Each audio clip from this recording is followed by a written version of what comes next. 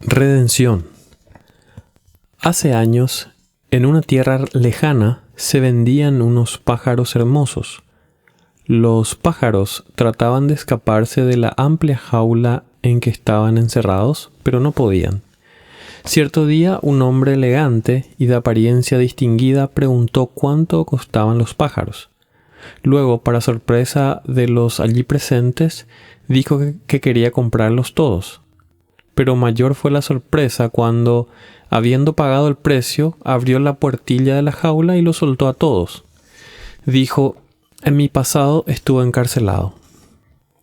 Eso es redención.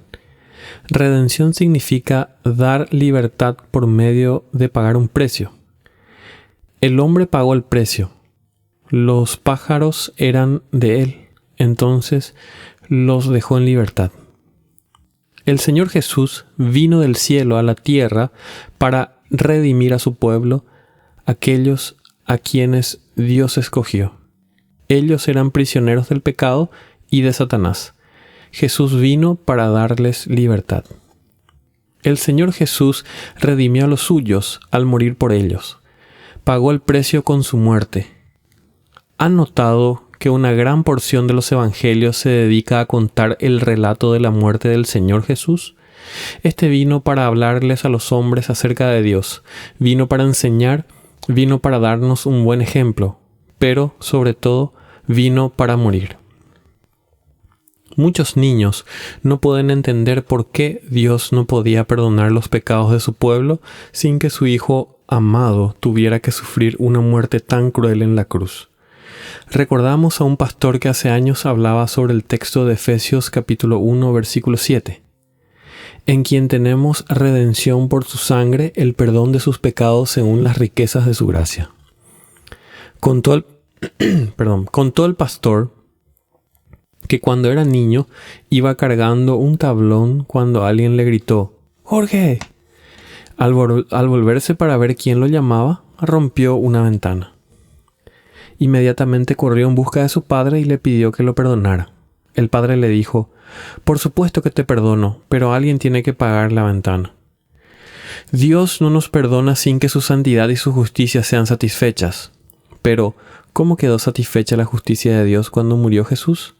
Podemos preguntarnos: ¿qué tiene que ver la muerte de Jesús con el perdón de los pecados? Se cuenta la historia de dos niños que eran muy amigos. Al ir creciendo tomaron rumbos distintos y no se vieron durante años. Un día volvieron a encontrarse, pero en extrañas circunstancias. Uno de ellos era juez, el otro era el criminal en el banquillo de los acusados. El caso fue presentado y era evidente que el acusado era culpable. ¿Qué podía hacer el juez? ¿Podía decir que el asunto no tenía importancia porque se trataba de su amigo? Ningún juez que valga haría cosa semejante. Pero sucedió algo interesante. El juez encontró culpable al criminal. Le impuso una pesada multa que el pobre hombre no podía pagar.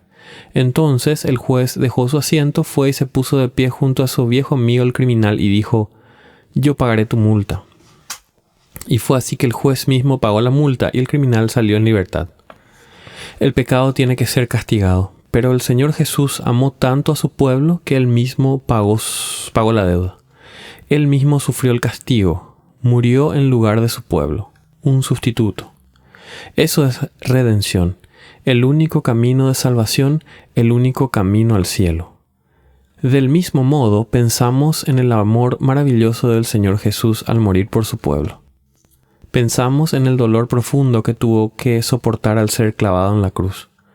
Pensamos en el dolor aún peor cuando sintió el peso de los pecados de su pueblo y la ira de su Padre. Y sabemos que al derramar su sangre preciosa, borró los pecados de su pueblo para siempre. Murió para que ellos viviesen. Lecturas bíblicas sugeridas. Los siguientes relatos acerca de la muerte de Jesús: Mateo 26 y 27, Marcos 14 y 15, Lucas 22 y 23 y Juan 18 y 19. Lea además Isaías 53 y casi cualquier porción de la epístola a los Hebreos.